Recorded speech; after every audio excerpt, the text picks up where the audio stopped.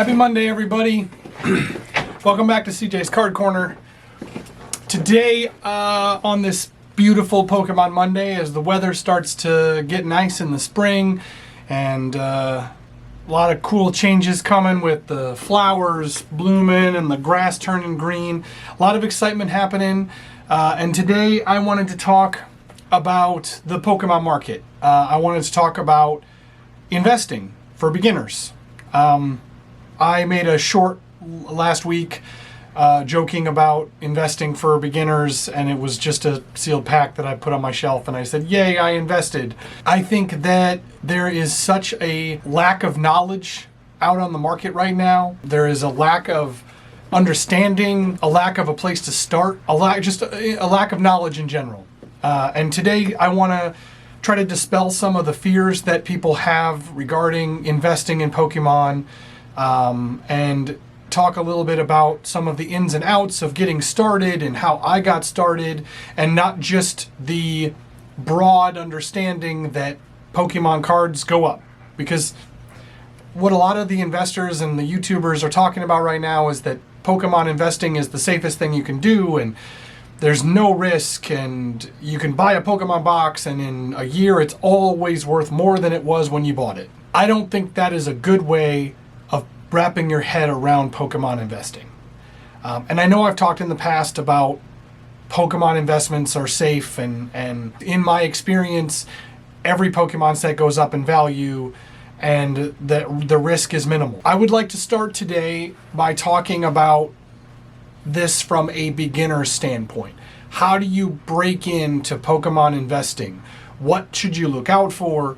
What are some of the positives, some of the negatives? What are some of the risks that are involved? And really, I want to help anybody out there that is considering the idea of doing more than just collecting Pokemon cards, doing more than just building master sets or buying a booster box and holding it and flipping it. I want to talk a little bit more about the long-term future of Pokemon and what we're looking at here from a more straight up, I'm investing in Pokemon like it's the stock market kind of experience. Let's start by how I broke into Pokemon investing. I've talked about this in past videos where I really got excited about Pokemon. I went to a event with some buddies, and one of them had a little box of Pokemon cards, and he said, hey, I know you collect cards. Do you have any use for these? And I looked at them and I went, these are not Pokemon cards. They don't look anything like Pokemon that I collected when I was a kid. And I immediately looked them up and I was like, wow, these are kind of expensive. And I said, are you sure you don't want me to pay you for them? And he goes, no, I got them in a deal where I bought a bunch of sports cards and I got them in a deal. He gave them to me. He didn't want them anymore, and he didn't have any use for them. And I got really excited. I immediately got home and started researching Pokemon again. It was like I was 8 years old again, and I needed to find out as much as I possibly could about the Pokemon setup and how the game was played now and what the cards look like. And the artwork was absolutely gorgeous, and I was so excited. So I did exactly that. I got into the market again, and I went to a couple local game stores in town and had some conversations with some of the shop owners, and my experience was super awful. They treated me absolutely horrible. I wanted to ask a bunch of questions. I wanted to learn about what Pokemon was like now and find out what the market was like and if there were people that still bought cards locally. And I wanted more information. I had a desire to learn. And all of the shop owners I talked to in town were awful. They did not help me. They left me hanging. I asked about buying cards, and they just showed me what the latest set was, but they didn't talk to me about it. They didn't help guide me to like some of the older sets and what might be a great place to start as a new collector again. I didn't know what a master set was. I didn't know what an elite trainer box was. I didn't know what a booster box versus an elite trainer box was, or a ultra premium collection. I didn't know any of this stuff. And they left me completely high and dry. It was a horrible experience, and I found myself really dejected. Then I walked into a secondhand store in town, and there was a gentleman there that had owned it fairly recently. He had built this store from the ground up, and he had a bunch of older sets. He had, at the time, this was Sword and Shield era when I joined back in. At the time, it was like Brilliant Stars and Celebrations and some of those sets. And he had some Fusion Strike, he had some Evolving Skies, he had some of the sets that were, 1 or 2 or 3 before that. He had some Champion's Path, and I obviously didn't know anything. And I decided I wanted to spend some money, and so I bought a Fusion Strike booster box over an Evolving Skies box, that was a huge mistake. I bought a Brilliant Stars ETB, I bought a Celebrations ETB, I spent about $400 or $500. It was a huge sum of money for me at the time. I didn't have a lot of money to spend, but I was excited and I wanted to get involved. So I actually didn't open the Fusion Strike box. I still have it. It's right here behind me on the shelf. I don't know why I didn't open it. It wasn't like a planned thing. I just decided it was super expensive and I shouldn't open it. So then I ripped the other stuff. I ripped the Celebrations. I got nothing. I ripped the Brilliant Stars. I got nothing. It was a pretty terrible experience. But the guy at the store talked to me about the market. He showed me what was new and exciting, and he really fostered my excitement for the hobby. And so when that happened, I immediately built up this whole thing in my head about ripping packs and how exciting it was again, and I started doing that. I bought a couple cases over the next couple of months, and when I ripped those and found that nothing came out of them, I realized that ripping packs was a mistake like it had always been. That if you want cards, you should buy the singles that you want. I started master setting. I master setted every set from Celebrations on. And I had Fusion Strike, and I had Brilliant Stars, and I had 151, and I had all of them. I master setted them all. And it was extremely expensive and a ton of work, but it was awesome. It was a blast. I had a ton of fun. I ended up getting a couple of my buddies into it. One of them now is a YouTuber, and he sells cards on eBay, just like I do. And he came to the same conclusion that ripping packs is bad. So we kind of got into this together where we started investing. But you as a beginner, that was a really long story, but you as a beginner, where do you start? Well, for me, my journey started with excitement. My journey started with realizing ripping packs does not make me money. So I tried to come up with another way to have Pokemon cards in my life and continue to build wealth for my future. So when I realized that my Fusion Strike box, after all, I'd ripped all those packs, right? I ripped 2 cases of Brilliant Stars, I ripped a bunch of Celebrations and a bunch of ETBs. When I looked back and I said, oh, I paid $90 for that Fusion Strike booster box. It's worth $300 now. It was like a light bulb moment for me. Understand that when you rip, it's a gamble. When you rip, you are more likely to lose than you are to win. And yeah, it's exciting.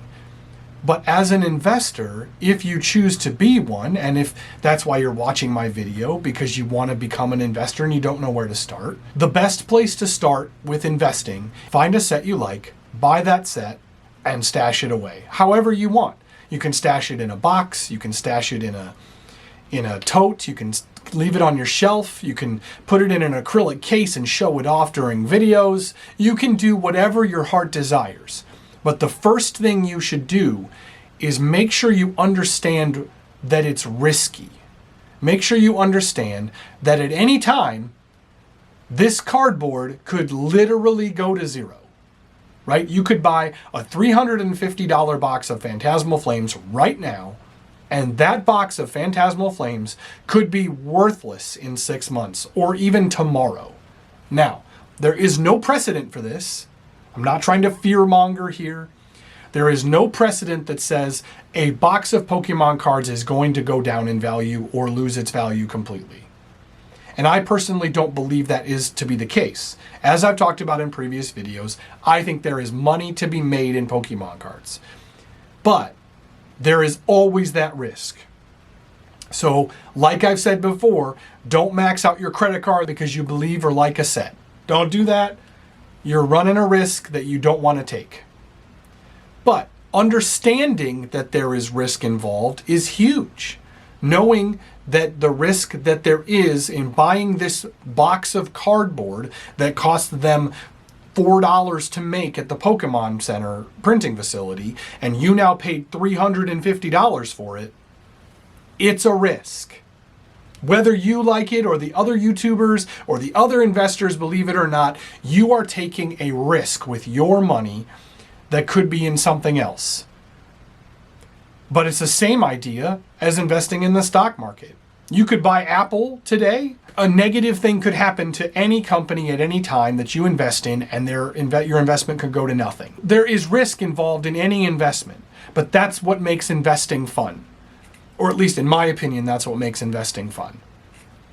With Pokemon, there's an upside. If it goes to zero, you can have a super fun rip party or a bonfire, whichever one you like better. Personally, if my Destined Rivals investment goes to zero, I'm going to open every single one of those packs and I'm going to have a blast. So there is risk. But to begin with, to getting into this, I have found, not just because I was in the Sword and Shield area and did well, but I have found that there is money to be made and it is really easy to buy and sell your investments. You go buy it at a price that works for you on TCG, secondary market, whatever, or you get lucky and buy it at MSRP. And then when you're ready and you have made the money you believe you can make, you sell it. It can be 2 days. It can be a month.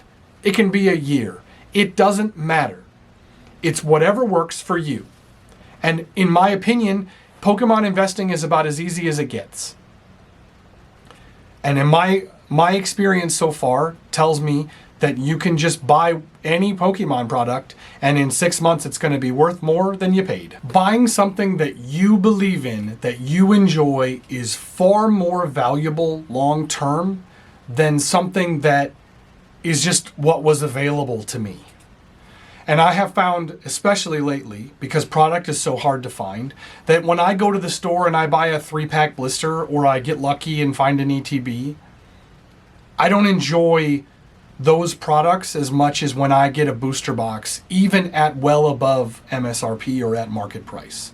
When I get that Mega Evolutions box or that Prismatic Evolutions Pokemon Center ETB, I have found that my experience in the investment, seeing those go up because I believe in them and I was excited about them, is far more valuable than seeing a 3-pack blister make me $4. And again, there is value in any product at this stage of the game, and any product. And I don't think you can go wrong. But as a beginner, find the excitement in it that I found that got me excited about the hobby.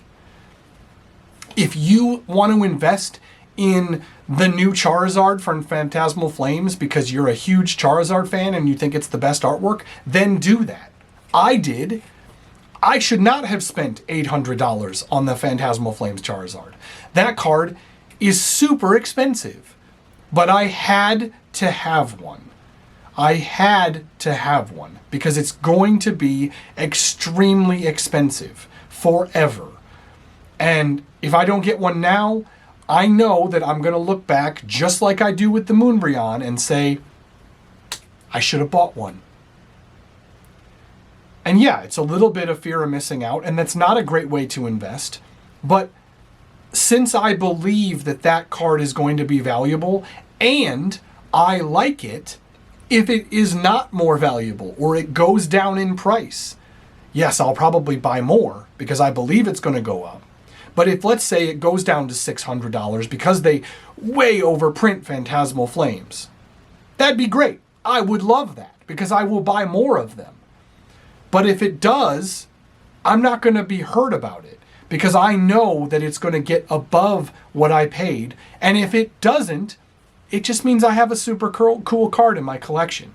I have a really nice card that I really enjoy and that can sit on my shelf behind me, just like this 151 Charizard that I have back here. These are cards I believe in and enjoy because the artwork is gorgeous, and not just because I think that the money that I have invested in them is important. Now, yes, it is important, and I do want my investments to go up in value. I do want to make money on these cards, and I do wish to sell them down the road. But right now, I have to understand that it was a risky play buying that Charizard. Just like if you decide to buy a case of Ascended Heroes right now, when it's still pretty new, and they decide to print it to the moon, and those boxes go back down to $70 or $80. Not that you've lost money, because we agree, if you're here, you know that the value of Ascended Heroes is probably going to go up, and you know that it's okay. You just buy more at that lower price point. Average out your cost analysis and say, okay, I bought one case at $120 a box, and I bought one case at $80 a box. So, in essence, your two cases together are worth $100 a box. That means that if the boxes themselves go up to $200 a box, you've now made $100 per box instead of the $80 you made on the original investment or the $120 on the secondary investment, because you've cost averaged out that investment. There is so much value in understanding the market and understanding what is coming next. And we can't guarantee anything ever. But to begin with, to start with, use your excitement about Pokemon. Use your excitement about investing in something you believe in, and find something that makes you happy, and then buy it and wait for it to go up in price. Now, it does make it more difficult to sell it if you like it. But if you look at it purely from a business standpoint, as an example, I'll use an example. I bought a lot of 151 UPCs. I think that set is way better than it's being priced at, even right now. But there's a lot of stock out there, and a lot of it is being ripped to find more of those Charizards, and they're a relatively easy pull. It's going to continue to go up in price. I think it'll go down for a little while, but I think it will go up eventually again. I have a bunch of those UPCs. Right now, I've decided I want to sell a few of them because the price is so good, and I can reinvest that money into Ascended Heroes. That, to me, is the right move for me. Doesn't mean it has to be for you. You may believe 151 is going to continue to go to the moon and it's going to make you more money long term, but it's all about the process that works for you. And as a newbie to the investment space, you need to decide if you're holding these long term because you believe in them and you think they are going to make you the most money, or it's maybe the easiest investment for you because you don't have to spend extra money, or you don't have to sell and then buy, and there's a lot of work involved. So if you believe in it and you want to keep it, that's a great way to do it. You can literally buy it, stick it on a shelf, and leave it there for 10 to 15 years, and then sell it when you're ready. Or you can do what I like to do, which is invest in something until it hits a certain mark. I like the idea of saying I doubled my money, and once I double my money, I then sell it and reinvest the money I made back into my investments and move on to the next thing. Because I like to continue to keep my investments fresh, kind of like a day trader, but it's obviously not day trading. I do this, every 6 months or a year rather than day trading. But if that's what works for you, that's great. There are so many options within this hobby, and that's what makes it fun. I know this was long-winded, and I didn't give too many specifics. If you're interested in this, I can do a series on beginning Pokemon investments. I'd be happy to talk about a little more detail about where I would start. And I do have a video that I'll link to this one that talks about some of the investments I would make in 2026 if I had $1,000 right now. So you can check that video out. I'll try to link it to the video. Yeah, there's a lot of interesting things you can do, and I hope that maybe this helps somebody out there get started with Pokemon investing. If you have any questions, please feel free to comment below. Don't forget to like and subscribe. Thank you so much to those that already have, and those that have watched my videos. I really appreciate your time, and I know it's valuable, and there are so many YouTubers you could watch, but I appreciate you being here. I look forward to your comments. Thanks for hanging out with me today on this marvelous Pokemon Monday, and I look forward to seeing you in the next one. Bye.